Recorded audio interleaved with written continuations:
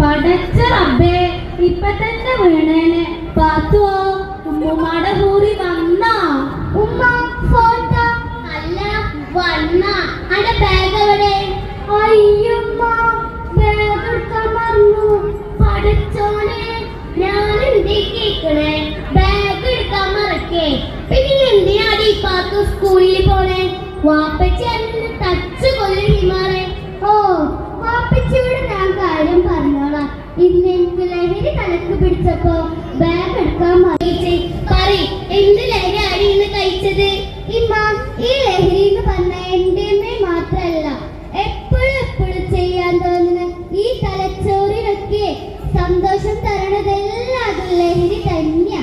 ഇന്നെന്റെ ലഹരി കല്ലുകളായിരുന്നു ഉമ്മ. അപ്പൊ ഞാൻ ആ ബാഗിന്റെ കാര്യം വിട്ടു പോയതാ. ഇത് ഇന്നലെ വാപ്പച്ചിക്കും പറ്റിയതാ. വാപ്പച്ചി ഇന്നലെ ഫോണിൽ നോക്കിയിട്ട് അറിയാണ്ട് വണ്ടിയുടെ ചാവി കഴുകണ കണ്ടിട്ട് ഞാനാ പറഞ്ഞത്. വാപ്പച്ചി ആരോടും പറയണ്ടെന്ന് പറഞ്ഞ കാരണമാണ് ഞാൻ നിങ്ങളോട് പറയാത്തത്. ആ ബെസ്റ്റ് മാത്തം കുത്തിയ കൊമ്പളാൾക്കൂലല്ലോ. നാളെ ഞങ്ങളുടെ PTA മീറ്റിംഗാ. പാരന്റ്സ് നിർബന്ധമായും വരണമെന്നാ പറഞ്ഞുള്ള. അല്ലെങ്കിൽ പേപ്പർ കിട്ടൂലട്ടാ. ഉമ്മ ആ വരണ വാപ്പച്ചി ഇങ്ങോട്ട് വന്ന അന്റെ മുടി എന്തോട്ടെ കാണണേ. ഞാൻ ശരിയാക്കില്ല. എന്താ സ്കൂളിലെ വിശേഷം? അത് പരീക്ഷാ പേപ്പർ മേടിക്കാൻ ചെല്ലാൻ. നിങ്ങള് പൊക്കോട്ടാ. ഞാൻ പോയാ ശരിയാവൂല. ഇല്ലേ പഠിപ്പിക്കാറ്? എന്നെ പോയാ മതി. ഇല്ല, ഓറ് വിളിച്ച് പോയിക്കന്നെ സൂറ. നാളെ കുട്ടിയിൽ താങ്ങി കൊണ്ടുവരണ്ടല്ലോ. നിങ്ങൾക്കും പഠിപ്പിക്കാറില്ലേ? ഒന്നും ചെയ്യൂല, എന്നിട്ടെല്ലാ കുറ്റം നിൽക്കും. പാത്തോ, ഉമ്മുമ്മയുടെ ഊർക്ക് എല്ലാത്തിലും നല്ല മാർക്ക് ഉണ്ടാവില്ലേ? പിന്നെ കഴിഞ്ഞ തവണ എല്ലാത്തിലും കഷ്ടിച്ചാ ജയിച്ചത്. ഇത്തവണ എന്താ കാട്ടിക്കൂട്ടിയ മാവിന്റെ റബ്ബേ. ഞാൻ എല്ലാത്തിലും ജയിക്കും ഉമ്മുമ്മ. ഒക്കെ സെറ്റാ. അതിനിപ്പോ ജയിക്കാനാ പണി. നമ്മുടെ കാലത്തൊക്കെ പോലെയാണോ? വള്ളി തെറ്റിയാലും പുള്ളി തെറ്റിയാലും മാർക്ക് വെച്ച് പോകും. 6 ചോദ്യം ഉണ്ടെങ്കിൽ 6 മാർക്കാ. ഓപ്ഷനുള്ള 3 ചോദ്യം കിട്ടിയ 3 മാർക്ക്. അപ്പൊ തന്നെ ജയിച്ചില്ലേ? ബഷീറേ, നിങ്ങളെ കാലത്തൊക്കെ പഠിക്കുമ്പോഴേ എഴുതേ വേണം, വായിക്കേ വേണം. അല്ലെങ്കിൽ അനക്കും കിട്ടും പട, എനക്കും കിട്ടും ചീത്ത വാപ്പേടത്തുന്നേ. ഇപ്പത്തെ കാലത്ത് തച്ചാൻ പറ്റില്ലല്ലോ. ഈയൊക്കെ പഠിച്ചെടുക്കണതേ അടക്കള പുറത്തിരുന്ന.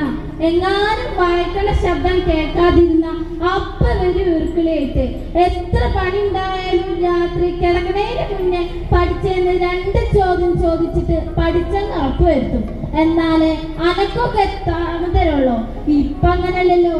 ഇപ്പൊ തള്ളാർക്ക് ജോലിക്കാരല്ലേ. തള്ളാരും ജോലി കഴിഞ്ഞ് വന്ന കുടുംബത്തെ പണിയെടുക്കാൻ വേണ്ടിയിട്ട് മക്കൾക്ക് ആ ഫോണാണ്ട് കൊടുക്കും.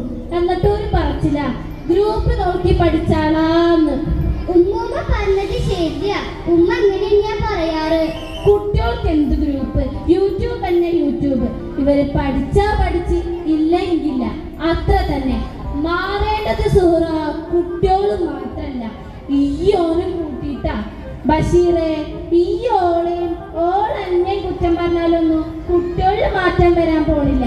എന്നും രാത്രി കുട്ടി പഠിച്ച ഭാഗത്തുനിന്ന് ഒരു ചോദ്യം ചോദിക്കാനുള്ള മനസ്സ് നിങ്ങൾക്ക് 2 ആൾക്കും തോന്നിയ മാറ്റം അവിടെ തുടങ്ങും. അല്ലാണ്ട് പഠിച്ചല്ലാണ്ട് ഈ ഫോണൊന്ന് തൊടാതല്ലാന്ന് പറഞ്ഞാൽ ഏത് കുട്ടികളിലാ മാറ്റല്ലാണ്ടിരിക്കുക? അതും അല്ലെങ്കിൽ കളിക്കാൻ വിടില്ലാന്ന് പറഞ്ഞാലും മതി. കുട്ടികളിൽ മാറ്റം നമുക്ക് ഇന്നറിയാം.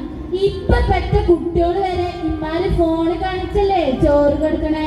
പിന്നല്ലേ പാത്തു. അല്ല, എന്തിനപ്പ ഈ പിള്ളേരെ പറയണേ? ഫോണില്ലാത്തൊരു ദിവസം നിങ്ങൾക്ക് 2 ആൾക്കും ചിന്തിക്കാൻ പറ്റുമോ? ഉമ്മൂമ്മ, നിങ്ങൾ എനിക്കിട്ട് പണി തന്നൂല്ലേ? ഈ എന്താണെന്ന് പഠിച്ചിട്ട് ഫോൺ തൊട്ടാ മതി എന്റെ പൊന്നെ. പാത്തോ, എന്റെ ബുക്കാണ് എടുക്ക്. ഞാനൊരു ചോദ്യം ചോദിക്കട്ടെ. സൂറ, എന്റെ ഫോണില്, എന്റെ ഫോണില്, ഉമ്മയുടെ ഫോണില്, വാട്സപ്പിന്, യൂട്യൂബിന് പുതിയ ലോകം കിട്ടണം. ചതിച്ചല്ല പഠിച്ചോനെ. ഇനി രക്ഷയില്ലാന്നാ തോന്നണേ. ബുക്ക് പോയിട്ട് ബാഗ് എന്നെ ഇല്ലല്ലോ നടത്തേ. എന്റെ പൊന്നു മക്കളെ, ഇമ്മങ്ങളോട് ഒരു കാര്യം പറയാം. 8 വയസ്സ് വരെ ഒരു കുട്ടിക്ക് സ്വയം പഠിക്കാനുള്ള കഴിവുണ്ടാവില്ല എന്നാ പഠനങ്ങൾ പറയണത്. അപ്പോ കുട്ടിയോട് പഠിച്ചോളാൻ പറഞ്ഞിട്ടേ അവൻ പഠിക്കണില്ല എന്ന് കുറ്റം പറഞ്ഞിട്ട് കാര്യമില്ല, പഠിപ്പിക്കന്നെ വേണം. ആ പഠിപ്പിക്കണേലേ ജീവിതം കൂടി ഉണ്ടാവണം കേട്ടാ. ആവശ്യക്കാരനെപ്പോഴേ അധ്വാനികളായിരിക്കും, അല്ലാത്തവർക്ക് പറയാൻ ഒരുപാട് കാരണം കാണും. ഇന്റെ കുട്ടികളും പേരക്കുട്ടികളും അങ്ങനെ ആവരുത് കേട്ടോ.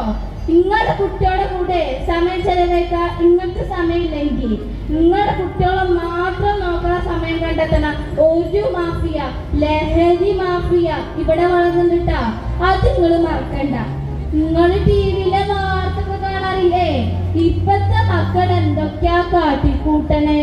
നാടിനും വീടിനും തണലാവേണ്ട നല്ല മക്കളാക്കി നമുക്ക് നമ്മുടെ കുട്ടികളെ വളർത്തണം. അതിനെ നിങ്ങൾക്ക് ഓരോരുത്തർക്കും സാധിക്കുന്നുണ്ടോ എന്നറിയാനേ നിങ്ങളുടെ കൂടെ ചെലവഴിക്കുന്ന സമയം മാത്രം കണക്കാക്കിയാൽ മതി. ആ സമയം പറയും ഇങ്ങ ശരിയാണോ തെറ്റാണോ എന്ന്. ഇന്ന് ഇപ്പോഴെങ്കിലും സ്വയം വിലയിരുത്തണട്ടാ മക്കളെ. ഇമ്മക്ക് ഇത്ര പറയാനുള്ളൂ. ഇനി അടുത്ത കൊല്ലം കാണാട്ടാ മക്കളെ.